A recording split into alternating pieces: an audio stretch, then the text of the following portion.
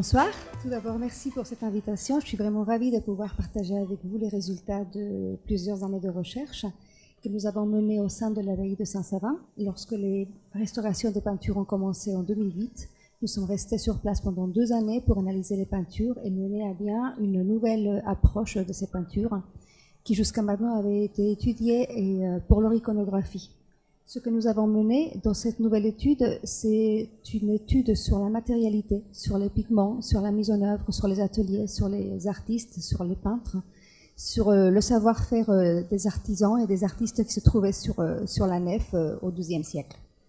Donc, je vais vous présenter la méthode qui a été utilisée, c'est le relevé archéographique comme outil de mémoire et conservation des cycles peints. L'approche donnée aux peintures murales et aux cycles peints monumentaux est depuis le XIXe siècle restée assez sommaire. Elle visait avant tout une restitution artistique des peintures à travers le décalque des images pariétales, les gravures, les aquarelles et les dessins à main levée. En 1938, on assiste même à la fondation d'une nouvelle galerie au sein du Musée des Monuments français, visant à exposer dans une réalité restituée les reproductions de plusieurs cycles peints. Paul Deschamps, historien médiéviste, son créateur, cherchait avant tout à faire connaître la richesse des peintures murales françaises, à commencer par l'église abbatiale de Saint-Savin-sur-Gartempe, dont il fait reproduire 4 scènes dans le hall d'entrée, complétées par d'autres ensembles, dont une spectaculaire reproduction en volume de la voûte de la nef, exécutée entre 1940 et 1943, et qui couronne actuellement la bibliothèque du musée. Vous voyez ici la restitution de la voûte dans son ensemble, qui couronne le plafond de la bibliothèque. Et je vous conseille vivement d'aller le voir, d'aller le visiter. Moi-même, qui ai travaillé 2 ans sur la voûte, je me trompe quand je regarde ces peintures tellement elles sont vraiment bien restituées. Elles sont faites au marouflage, en fait. Et donc, ces restitutions étaient animées par une exigence de fidélité extrême. Elles excluent toute interprétation et tout complément. Mais elles ont exclu aussi toute étude visant à comprendre la matérialité de l'œuvre. C'est dans les années 90, dans le chantier de Saint-Germain-d'Auxerre, que l'approche des peintures murales évolue vers une analyse stratigraphique, nécessaire à l'étude, à la mémoire et à la conservation du patrimoine peint. Le relevé archéographique devient pour la recherche une nouvelle méthode d'analyse approfondie du support pictural, suivant le principe utilisé dans l'archéologie du bâti. Il devient un témoin à taille réelle, permettant d'observer chaque composante et chaque petit détail des couches picturales qui correspondent aux différentes étapes de la mise en œuvre et aux interventions survenues dans le temps.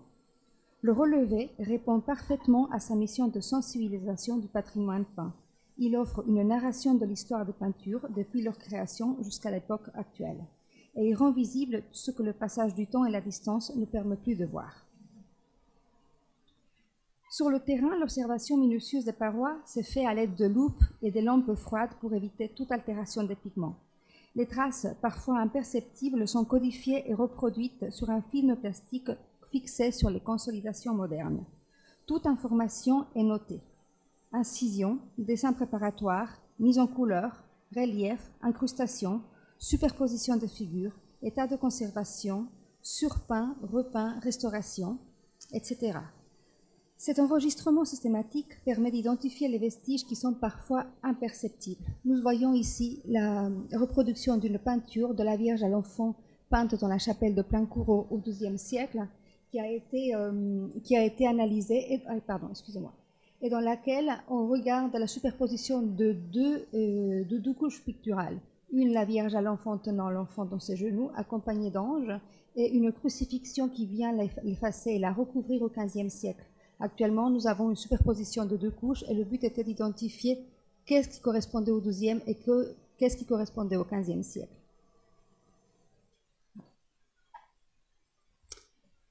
Et excusez-moi, je me suis un peu égarée. Le relevé devient donc une mémoire des cycles peints, un outil que le chercheur peut consulter à tout moment. Il prolonge le temps de réflexion et permet de concrétiser des problématiques parfois impossibles à mener par la rapidité avec laquelle doivent se produire les interventions sur le terrain.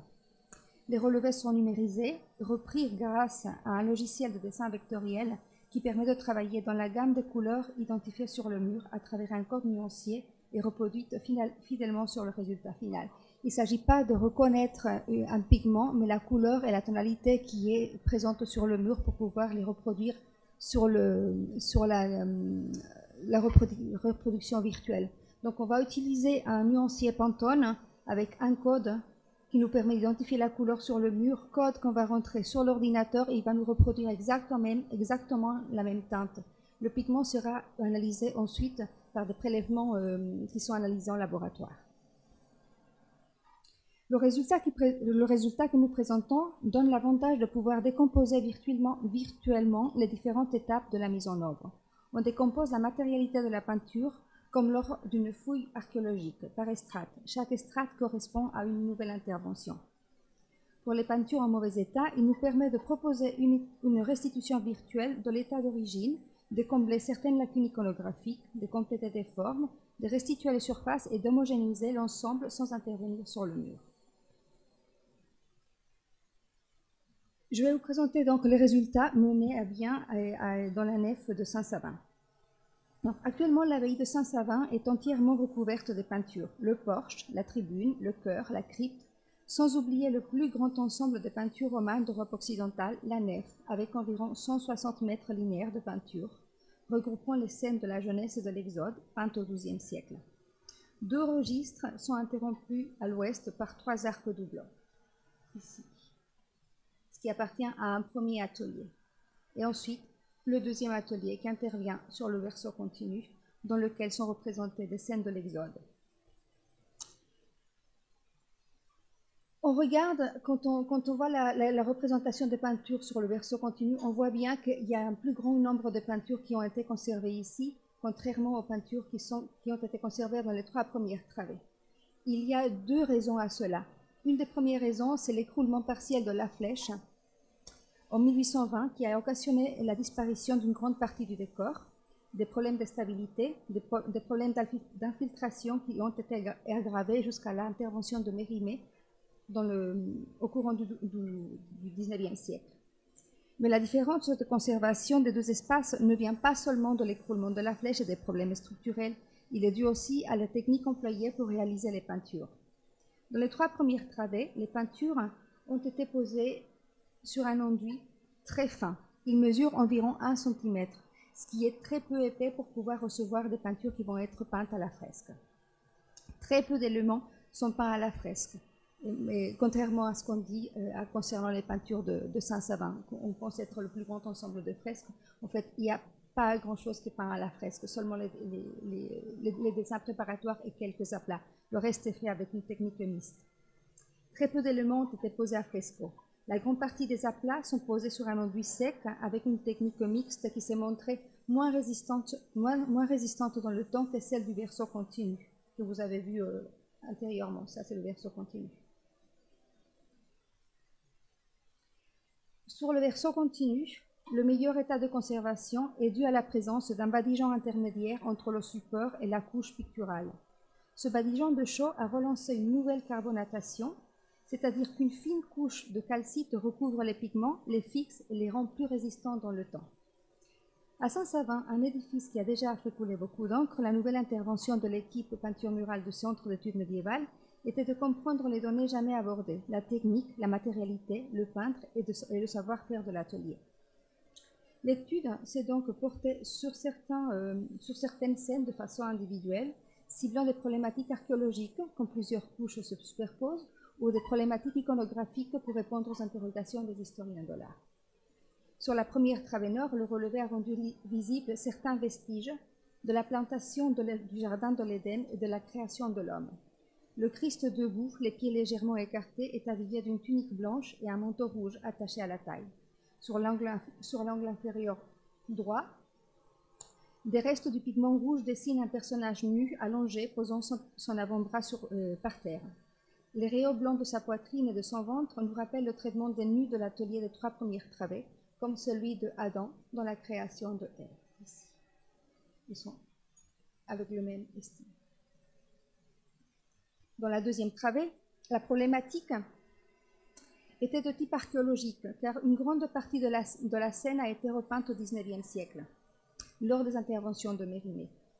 Sur la partie inférieure droite, l'enduit roman a disparu et a été remplacé par un enduit 19e, sans reprise picturale, mis à part la signature osée du restaurateur qui a signé TQE sur la partie inférieure gauche, pensant que ça ne se verrait pas du sol, puisque c'est caché par la corniche. Il s'est permis de signer son œuvre au XIXe siècle. Et la problématique a ciblé aussi la partie supérieure, qui est un peu plus corsée, parce qu'on garde les enduits 12e, mais on va repeindre sur ces enduits avec la même couleur utilisée au 12e, un ocre rouge, et on va peindre sur les originaux. Donc le but du relevé était d'identifier ce qui restait des peintures originales, jusqu'où ces interventions du 19e étaient allées, qu'est-ce qui était vraiment représenté, et surtout savoir, par comparaison avec le cycle du verso continu, les fonds des scènes dans ces travées ont toujours été analysés comme des fonds de fonds clairs, donc appartenant à un atelier qui a travaillé dans le sud-ouest de la France. Cette problématique a attiré notre attention parce qu'en relation avec les peintures peintes sur le verso continu, elles sont toutes divisées par registres verticaux et colorés. Chaque scène se détache sur un registre vertical coloré. Donc on s'est demandé pourquoi dans les 3 premières travées, il n'y avait pas de fonds colorés. L'atelier avait eu recours à des fonds d'une seule couleur. Pardon. Nous avons donc analysé la structure de la scène et nous l'avons décomposée pour pouvoir comprendre ces 3 problématiques. Et nous avons vu que l'espace de travail a été délimité par les arcs doubleaux. Il mesure 3,50 m sur 2,20 m. L'absence de joints intermédiaires à l'intérieur de la travée nous permet de dire qu'elle a été enduite de gauche à droite en une journée de travail uniquement, posée en 2 temps, avec les limites inférieures à niveau des pieds des personnages et supérieures sur les têtes, créant un espace d'1,80 m qui permettait au peintre de mettre en place des personnages de taille réelle. Et l'enduit respecte l'organisation de la scène, contrairement aux enduits du verso continu, où vous les trouvez posés d'une façon ondulante au centre des images. Ils coupent les têtes, parfois les bras. Ils ont une structure beaucoup plus grossière, ils ne sont pas simples. En les analysant, nous avons trouvé des têtes de moellons, de la paille, qui constituaient la charge pour pouvoir faire tenir ces enduits sur le mur, donc complètement contraire aux 3 premières travées. Mais je pense aussi qu'il y a une difficulté de pose dans un espace voûté qui exige que la charge soit beaucoup plus importante, et donc du coup il y a une difficulté de pose qui fait que les enduits sont beaucoup plus épais et moins fins que ceux qui sont sur la partie inférieure, où les murs sont un peu plus droits. Et une fois les enduits posés dans les premières travées, le peintre va réaliser uniquement à la fresque les aplats des arbres et le dessin préparatoire des corps nus. Lorsqu'on peint à la fresque, la nécessité de travailler sur un enduit frais fait que le temps d'intervention est restreint. Les surfaces enduites doivent être petites, maximum d'1 mètre carré. Elles sont posées et peintes tout de suite après la pose, peu à peu jusqu'au recouvrement entier du mur, ce qui demande une excellente savoir-faire, car lorsque l'enduit sèche, la peinture ne se fixe plus et toute intervention est inutile sans l'ajout d'un liant. Le peintre va ensuite mettre, je vous montre un petit détail sur le prélèvement qui a été fait justement sur les corps ici et sur les aplats des arbres. Nous voyons que les corps sont posés à fresque parce qu'on voit le rouge du dessin préparatoire pénétrer dans l'enduit, alors que le petit vert ici des aplats n'a pas pénétré dans l'enduit, il a été posé à sec. Le peintre va ensuite poser les aplats grâce à l'ajout d'un liant, qui peut être soit de la chaux, de la caséine, de la colle de peau de lapin ou de l'œuf, ce qui va prolonger son temps d'intervention. Il pose ensuite les ombres, les lumières, et il finit par un 2e rouge qui va souligner les détails. La palette de couleurs est simple, basée sur des ocres, rouge, jaune et blanc, et leurs nuances. On remarque l'exceptionnel état de conservation du blanc de Saint-Jean, qui a la particularité de garder son accroche, même posé sur un enduit presque sec, parce qu'il est composé essentiellement de chaux. Les fonds sont posés normalement en fin d'intervention, et ils sont appelés fonds de nettoyage. Ils viennent unifier la surface et effacent toute erreur commise. L'observation minutieuse des fonds clairs, et pour répondre à notre problématique, nous a permis de repérer un élément particulier, une ligne droite horizontale qui parcourait la scène. On a trouvé des traces de pigments noirs ici et de pigments rouges et verts ici. Lorsque nous avons réalisé le relevé archéographique, nous avons pu voir qu'en fait, l'ensemble des fonds sont colorés. Le fait d'approcher la peinture d'une façon très minutieuse et très proche nous a permis de voir dans les petits trous des enduits des restes de pigments de couleur. Nous avons donc fait un prélèvement et analysé ces couleurs qui montrent que les fonds ils étaient en effet colorés et pareil que ceux du verso continu. Ils ont uniquement été posés à sec, donc ils ont disparu, ils sont tombés avec les problèmes de consolidation. Les scènes de la Genèse étaient donc à l'origine polychromes. La création de la femme se détachait sur un fond blanc, la présentation de Ève et Adam sur un fond vert et la tentation de Ève sur un fond rouge. On peut donc affirmer que ces fonds étaient semblables à ceux de l'Exode et qui divisaient également les scènes, la travée en scènes différentes. Le relevé stratigraphique a permis aussi de délimiter la surépaisseur des interventions du XIXe siècle et à en faire abstraction lors de l'étude stylistique. Dans la présentation de Ève à Adam, Messier Puet, le restaurateur, ne s'est pas soucié de la thématique représentée. On ne lui demandait pas d'être un théologien averti, il n'a donc pas identifié les personnages et a peint 3 personnages, 3 hommes barbus, en recouvrant la peinture d'origine.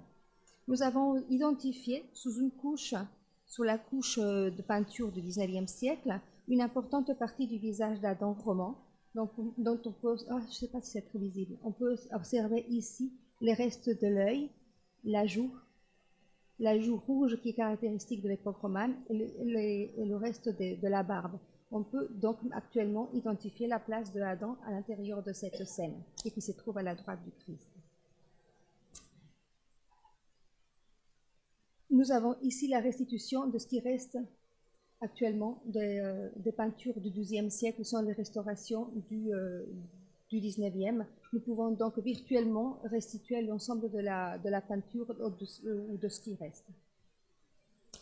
Un deuxième exemple qui a été retenu, et nous avons choisi celui-là pour vous le montrer parce qu'en fait il est réalisé par un autre atelier, le deuxième atelier du verso continu. Donc le style et la technique sont différentes, la palette semble plus variée, mais la seule différence réside dans la conservation des verres qui ici sont posés sur le badigeon intermédiaire qui permet une meilleure accroche. On remarque aussi les traces d'un rouge foncé qui a depuis très longtemps été attribué par les historiens de l'art à un peintre qu'on appelait le peintre des retouches. En fait, il y a une deuxième intervention dans la voûte de Saint-Savin pour refaire la bande fêtière et inclure des blasons des familles qui finançaient certains travaux. Ces blasons-là nous ont permis de dater ces interventions du XVe siècle et les historiens de l'art pensaient que lorsque cette intervention-là a eu lieu, il y a eu un peintre de retouche qui est venu rafraîchir l'ensemble des peintures parce qu'on ne les trouvait que sur la partie supérieure, ces interventions. Donc ça faisait partie de notre problématique d'analyse, ainsi que la partie inférieure de la scène dans laquelle on voit une superposition de couches picturales avec un sol à rayures recouvert par une petite montagne, et sur la partie supérieure, la problématique pareille que celle du sacrifice d'Abel et Caïn, une main qui sortait d'une nuée, la main de Dieu, ici, sortant d'une nuée accompagnée de personnages, mais qui sera ensuite remplacée par la figure du Christ debout. Et pour comprendre et pour répondre à ces problématiques-là, nous avons donc composé l'image en dessin préparatoire dans lequel on voit apparaître lors de la conception initiale la main de Dieu sortant de la nuée, les aplats de couleurs ensuite qui viennent déjà présenter la montagne qui va recouvrir un sol initial, et les rayons de couleurs, les lumières et les gris. La couleur qu'on jugeait être du XVe siècle, rouge foncé, n'est pas une couleur du XVe siècle, c'est une couche d'origine, parce qu'elle est recouverte par les fonds colorés et qu'elle est recouverte par le vert et le jaune. Donc, il ne peut pas s'agir d'une couleur du XVe siècle puisqu'elle est recouverte par des couches d'origine. Et nous avons analysé cette couleur et on s'est rendu compte qu'il s'agit tout simplement d'ocre rouge qui est cuit plus longtemps que l'ocre rouge qui sert pour le dessin préparatoire. En fait, le peintre de la nef ne possédait pas le noir dans sa palette de couleurs. Le noir, quand il le mélangeait à la chaux, devenait gris. Donc il avait besoin d'une couleur foncée pour pouvoir marquer certains détails qui auraient dû être plus forts que d'autres comme ceux du dessin préparatoire. Pardon. Nous avons regardé donc les noirs qui étaient dans la nef. J'ai demandé ce qui pouvait être ce noir, puisque le noir mélangé avec de la chaux devenait gris. Et en fait, il s'agit d'un minium qui s'est oxydé en contact avec la chaux. Donc tous les détails noirs que l'on regarde sur la nef de Saint-Savin n'étaient pas noirs à l'origine. C'était des détails qui étaient normalement destinés à être rehaussés ou orangés par le minium. Ils se sont tout simplement oxydés. Donc ici on voit comment cette couleur rouge, elle a été recouverte en partie par les fonds colorés vert et jaune, et qu'on peut certifier que c'est une couche d'origine. Et le peintre va ensuite placer les sols en partie finale et inscrire le nom de Noé pour identifier le personnage. C'est la phase finale de l'intervention. Et pour répondre à la problématique des parties inférieures, nous avons regardé la scène dans son ensemble et on s'est rendu compte qu'à l'origine, la peinture devait se situer 50 cm vers la gauche de sa position initiale. Et on voit que la vendange de Noé est ici déplacée. On l'a remarqué par la présence du dessin préparatoire de la tête de Noé, par des traces de la vigne, par la partie inférieure de sa tunique, par des traces de cordeau qui délimitaient la scène des vendanges, par la main de Dieu sortant d'une nuée. Il nous semble qu'à l'origine, la main de Dieu devait sortir de la nuée, mais avec la distance qu'elle devait être vue à 20 mètres du sol, elle n'était pas suffisamment visible. Donc le concepteur, il a décidé de remplacer la main de Dieu par la figure de Christ debout, qui était beaucoup plus visible et beaucoup plus importante depuis la nef. Et c'est pour ça que le changement se fait sur deux scènes, sur le sacrifice de Noé et sur le sacrifice d'Abel et Caïn. Et donc, il a besoin d'un peu plus d'espace et il recule l'ensemble des scènes qui se suivent de 50 cm pour pouvoir continuer son cycle. On a regardé également la reprise de la partie inférieure de la montagne que je vous ai montré tout à l'heure, et on s'est aperçu que la ligne de sol qui délimitait le sol qui devait être peint est partie involontairement de biais et il se rapprochait vers le haut en se rapprochant du cœur. Il s'est passé...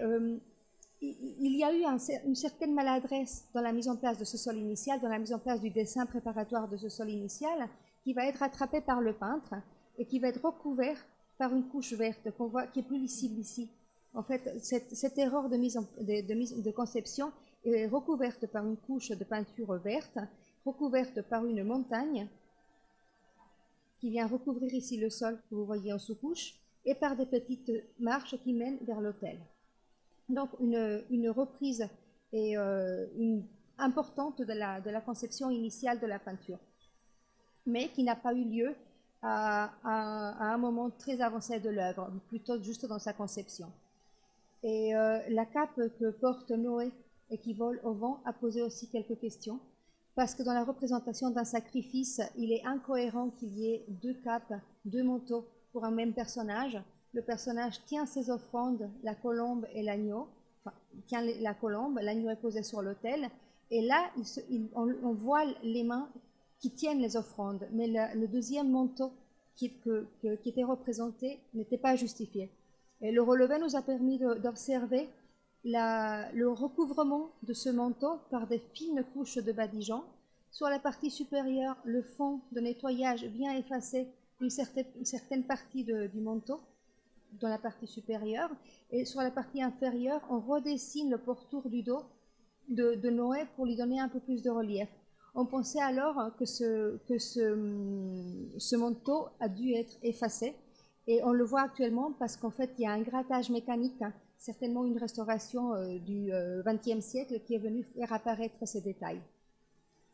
On pensait donc que Noé était à l'origine représenté comme ça, Et on a eu une belle surprise lorsqu'on a fait une exposition des détails de Saint-Savin il n'y a pas très longtemps au Centre d'études médiévales, parce qu'en consultant des aquarelles du 19e siècle, nous avons retrouvé la représentation de Noé, dans lequel on voit que le peintre n'a pas restitué le voile. Donc on suppose vraiment que c'est un grattage mécanique pour faire apparaître le voile qui était destiné à ne pas être vu.